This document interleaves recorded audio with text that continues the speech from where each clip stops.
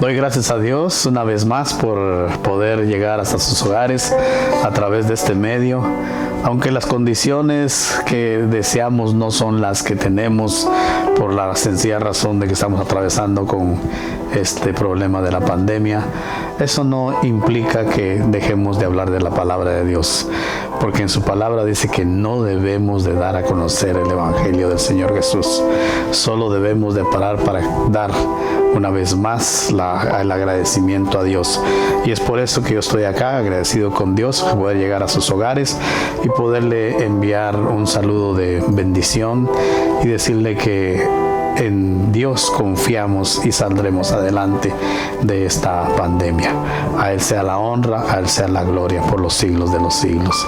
Quiero saludar a los hermanos de nuestra amada iglesia Emanuel allá en San Mateo, todos y cada uno de nuestras familias. Dios les bendiga.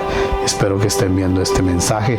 También aquel que no es de nuestra iglesia pero cree en la palabra de Dios, bienvenido a este lugar donde vamos a alabar al Señor. Quiero decirles que esta vez quiero hablarles de el pecado de la incredulidad, porque aunque no lo creamos, hay mucha gente incrédula en nuestros lugares donde vivimos, y aún en la iglesia hay incredulidad. Y por eso quiero hablar sobre esto, para que podamos estar seguros de que Dios es nuestro Salvador y que no haya en nosotros ni una pizca de incredulidad al respecto. Para ello, primero quiero hablar de la palabra justificación. La Biblia habla de que por Cristo fuimos justificados. ¿Qué quiere decir la palabra justificación? Quiere decir que aquel que ha cometido un pecado, ha cometido un crimen, es declarado inocente. Como pecadores sabemos, porque la palabra de Dios dice que estamos destituidos de la gloria de Dios.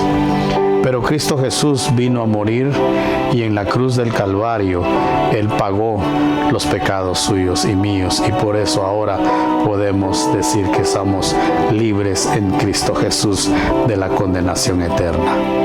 Veamos lo que dice la palabra de Dios, y quisiera que abriera sus Biblias en el libro de Romanos capítulo 3 verso 23. Capítulo 3 de Romanos versos 23. Dice de la siguiente manera: por cuanto todos pecaron y están destituidos de la gloria de Dios. ¿Qué quiere decir eso? Que absolutamente toda la humanidad pecó y por eso todos estamos destituidos de la gloria de Dios. O sea que ningún hombre o ninguna mujer merecíamos la salvación de Dios. Y también allá en el Antiguo Testamento, en el libro de Isaías, capítulo 53, el libro profético que habla de lo que iba a pasar con Jesús, en el capítulo 53 del libro de Isaías, en el verso 6 dice: todos nosotros nos descarriamos como ovejas, cada cual se apartó de su camino, mas Jehová cargó en él el pecado de todos nosotros.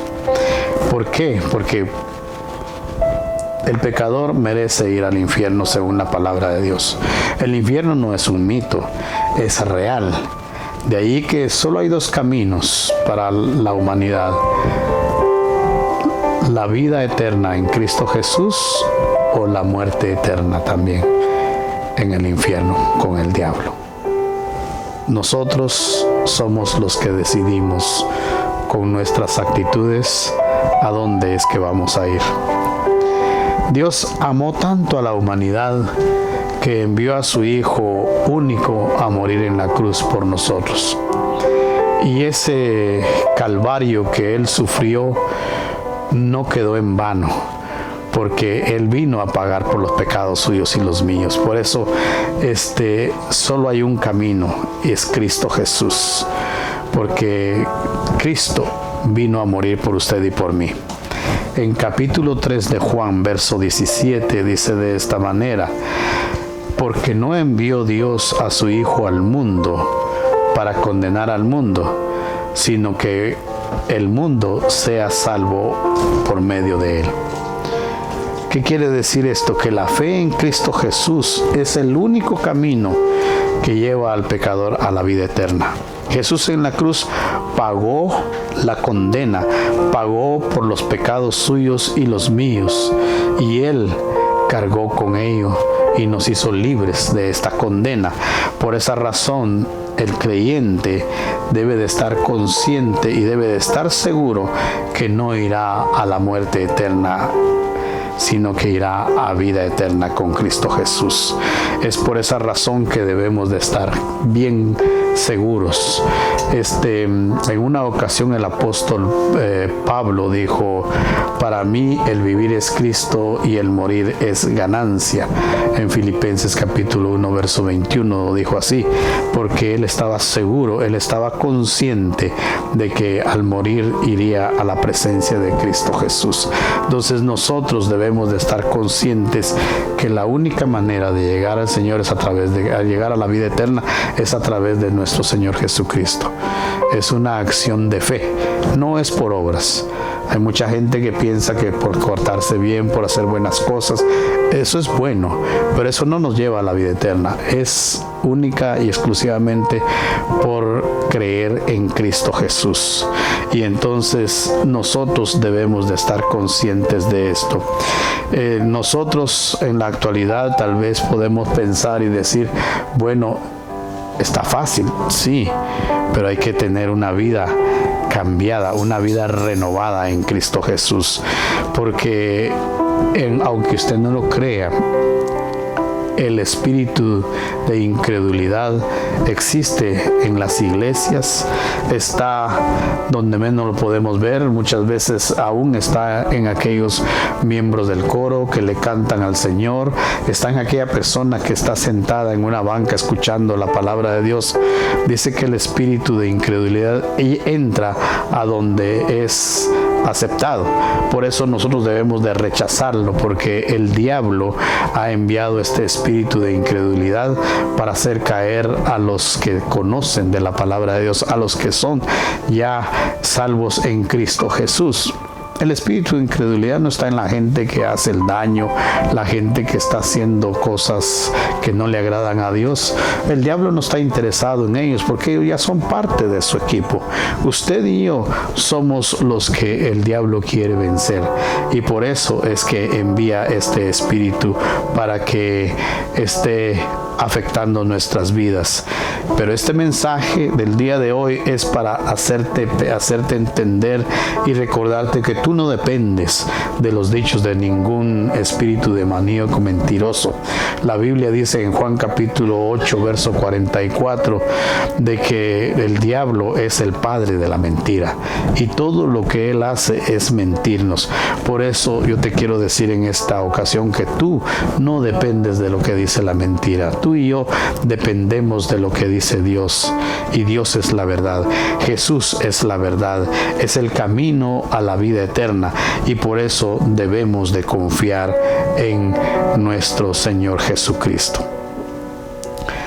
Dice la palabra de Dios en el capítulo 3, verso 18 del libro de San Juan, que el que en él cree no es condenado, pero el que no cree ya ha sido condenado porque no ha creído en el nombre del unigénito Hijo de Dios. ¿Qué quiere decir esto? Que los que creemos en Jesús no somos condenados, pero aquel que no cree, aquel que no le acepta como su único Salvador, este ya ha sido condenado. Nuestro Señor Jesús nos está aclarando aquí que el propósito por el cual vino a este mundo no fue para condenar al mundo, sino para que el mundo sea salvo por él. Entonces, la persona que no cree, aquella persona que rechaza a Jesús, que es el único medio de salvación a la vida eterna, este es el que sufrirá el castigo. Por lo tanto, nosotros somos los que debemos de creer en Cristo Jesús. Nosotros debemos de estar conscientes de que Él ya pagó nuestros pecados y que no iremos a condenación. Por eso dice que todo aquel que no cree en Cristo Jesús un día llegará ante el trono blanco que habla Apocalipsis capítulo 20 verso 11, donde al ser enjuiciado va a ser encontrado que su nombre no está escrito en el libro de la vida y por lo tanto será echado al fuego eterno. Una vez más le digo, solo hay dos caminos. El camino hacia el fuego eterno y el camino a la salvación eterna. Está en nosotros. Por eso, cristiano, yo te hablo una cosa. No caigamos en la mentira del diablo. Estemos conscientes y seguros que Cristo ya pagó por nuestros pecados. Y ahora nosotros podemos cantar con libertad. Gloria a Dios. Aleluya. ¿Por qué? Porque Jesús pagó por nosotros. Y debemos de estar conscientes de esto.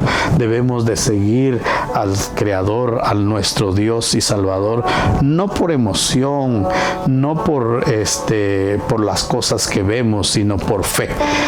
Dice la palabra de Dios que el justo por la fe vivirá. Eso lo dice en Hebreos capítulo 10, verso 8. El justo, verso 38, perdón. El justo por la fe vivirá, dice el Señor. Entonces nosotros debemos de ser de ese tipo de gente que viva por fe y no por hechos. Cuando Cristo Jesús anduvo por este mundo, dice que había muchos que le seguían, pero le seguían por los milagros que hacía. No le seguían por creer en su doctrina y vivirla conforme él quería, sino por lo que veía que él hacía. Entonces, cuando dejaron de verlo al Señor, se abandonaron de sus creencias porque estaban confiados, estaban confiados en sus hechos, no en lo que Dios quería para nosotros. Dios quiere que le sigamos por fe y no por obras. La incredulidad nos aleja de Dios. En una ocasión, Cristo Jesús dice que regresó a Nazaret, a su tierra, y allí no fue bien recibido. Veamos lo que dice la palabra de Dios. Mateo capítulo 13, versos 53 al 58, dice de esta manera: Aconteció que terminó Jesús estas parábolas y se fue de ahí, y venido a su tierra, les enseñaba en la sinagoga de ellos, de tal manera que se maravillaban y decían: ¿de dónde tiene tanta sabiduría y estos milagros? ¿No es el hijo del carpintero? ¿No se llama su madre María y sus hermanos Jacobo, José, Simón y Judas?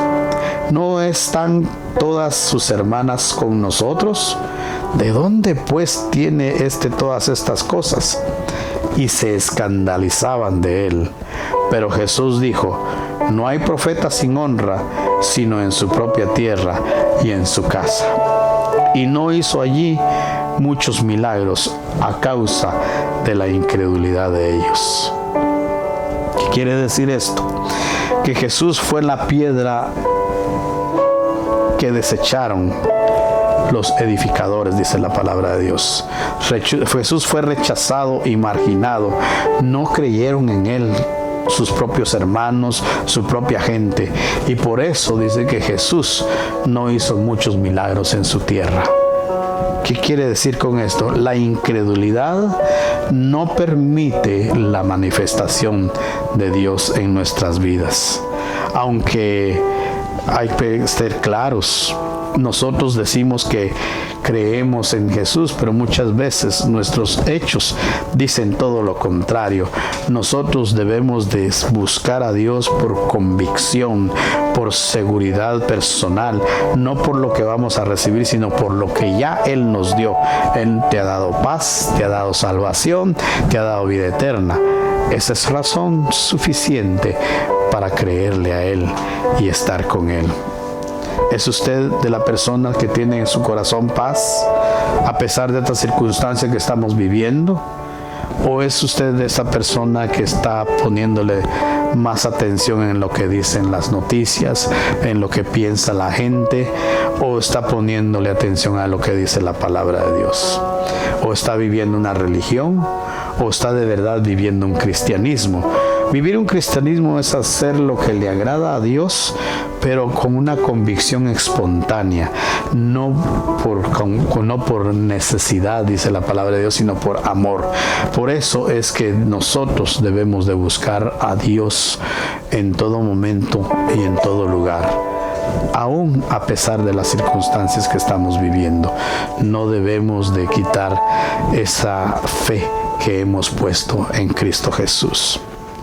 El libro de Romanos capítulo 15, verso 13, también nos habla al respecto y dice: el Dios de esperanza os llene de todo gozo y paz en el creer, para que abundéis en esperanza en el poder del Espíritu Santo. ¿Cuál es el objetivo de su vida? ¿Cuál es el objetivo de estar por acá? Como cristianos, el fin que perseguimos es estar un día con Cristo Jesús en su reino celestial. Esa es nuestra meta para cuando muramos, porque Cristo es nuestro futuro si creemos en Él, porque Él estará esperándonos con los brazos abiertos cuando un día lleguemos a su presencia. Por eso Jesús, después de haber resucitado, se apareció a sus discípulos y dice que Tomás no se encontraba con ellos, y cuando los demás discípulos vieron a Tomás y le dijeron que habían visto a Jesús, ¿qué fue lo que dijo Tomás? No creyó. ¿Por qué? Porque él quería verlo, quería tocarlo. Era un discípulo no creyente, por así decirlo, en ese momento. Pero dice que una semana después volvió a aparecérseles Jesús, y entonces ahí estaba Tomás, y él se refirió a Tomás y le llamó y le dijo de esta manera. Vayamos a ver el versículo. Está en el capítulo 20 del libro de Juan, verso 29. Jesús le dijo: porque me has visto, Tomás, creíste. Bienaventurados los que no vieron y creyeron. Esos somos nosotros, los que no hemos visto a Jesús, pero creemos en Él. Por eso somos bienaventurados. Es por eso que usted y yo debemos de creer en Jesús. No seamos como Tomás.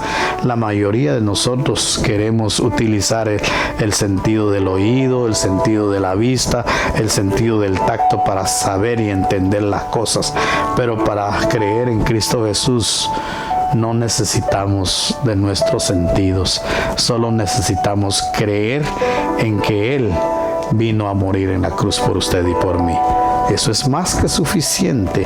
Eso es todo lo que nosotros debemos de hacer para poder llegar a la vida eterna. Dios te está hablando hoy, te está diciendo que no debemos de ser incrédulos. Sé creyente, porque el creyente tiene la victoria, tiene la vida eterna. Quiero terminar con un pasaje más que está en el capítulo 3 de Hebreos, versos 7 al 12.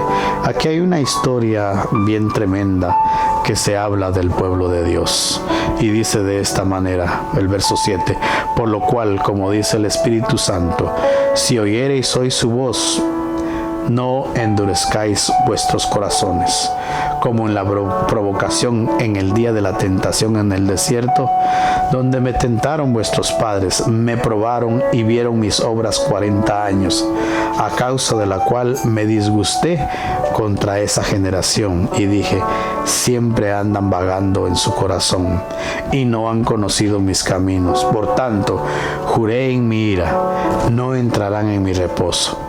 Mirad, hermanos, que no haya ninguno de vosotros corazón malo de incredulidad que apartase del Dios vivo. Aquí el escritor de Hebreos está citando el Salmo 95, verso 7 al 11, donde se habla de que el pueblo de Dios, el pueblo israelita, tuvo la travesía a través del desierto, pero en una ocasión dudaron de Dios. ¿Por qué sucedió esto? Porque a pesar de ver las obras, a ver las cosas, después de ver las cosas que Dios hacía por ellos, tenían un corazón duro y se rebelaban contra Dios. ¿Cuántas veces escuchamos la voz de Dios? Muchas veces cuando leemos la palabra de Dios o cuando escuchamos una predicación, Dios nos advierte en cada momento y nos muestra qué consecuencias podemos tener si actuamos mal. Pero aún nosotros actuamos mal a sabiendas que no debemos de hacerlo. Como está escrito, ¿verdad?, que el pueblo de Dios endureció su corazón. Es increíble cómo el pueblo de Dios, después de ver tantas cosas que Él había hecho por ellos, aún dudaba de que Dios estuviera con ellos. Nosotros debemos de aprender de estos ejemplos que la Biblia nos habla y ser todo lo contrario. Debemos de estar conscientes y seguros de que Dios está con nosotros. Es cierto que las circunstancias parecieran como que van en contra de lo que dicen los evangelios para nuestras vidas, pero aún en medio de eso, nosotros debemos de tener la confianza, la certeza de que un día estaremos en la presencia de Dios si permanecemos en sus caminos. Dios nos ayuda a cumplir nuestros hechos, nuestras cosas cuando confiamos en Él. Como iglesia sabemos que no podemos estar reunidos en estos momentos, pero en la mente y en el corazón estamos unidos. Espiritualmente debemos estar unidos, debemos de tener ese tiempo de comunión entre nosotros con nuestra familia, porque un día, cuando esta pandemia termine, y ya está muy pronto, en el nombre de Dios, vamos a volvernos a reunir. Tal vez no va a ser lo mismo, pero vamos a tener la oportunidad de compartir una vez más juntos y tener ese tiempo de comunión que es necesario para los que amamos al Señor. Yo quiero invitarte que si en este momento te ha pasado por tu mente algún momento en que has pensado de que Dios te ha abandonado, yo quiero decirte de que ese espíritu no es de Dios, porque el Espíritu de Dios te dice: yo estoy contigo hasta el fin del mundo. ¿Qué quiero decirte con esto? De que si ha entrado por alguna razón algún espíritu de incredulidad, este es el momento que lo eches fuera y le digas: mentiroso, hijo del diablo, tú estás mintiendo. Dile eso a ese espíritu y dile: Dios me ha dicho que Él estará conmigo hasta el fin del mundo. Yo quiero orar por ti, para que esta noche y este día, antes de que amanezca y en cuando vayas a acostarte, tú encomiendes tu vida al Señor y le digas de esta manera: Padre eterno, te agradezco porque hoy he entendido y he reconocido una vez más que tú no me has abandonado, que debo de creer en ti a pesar de las circunstancias, que en todo momento y en todo lugar tú estás para librarme de la peste destructora, para hacerme, como tu palabra dice, más que vencedores. Padre Celestial, te agradezco por este momento y te pido que estés conmigo hasta el fin del mundo, hasta que yo llegue a tu presencia o tú vengas por mí en tu segunda venida. Si tú has hecho esa oración, Dios en este momento está recibiéndola, porque Él no se queda con nada. Él honra a los que le honran. Recuerda esto: Dios aún está pendiente de ti y de mí. No olvidemos que Dios nos ama. A ti te lo digo en el nombre de Cristo Jesús. A Dios sea la gloria. Amén y amén. Que Dios le bendiga.